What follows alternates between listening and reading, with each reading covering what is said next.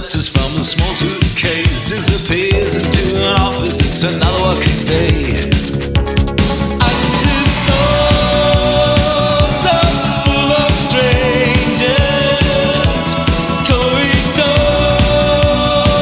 of naked light, and his mind was full of reason. Now there's more than meets the eye. Now a stranger's face he carries with him.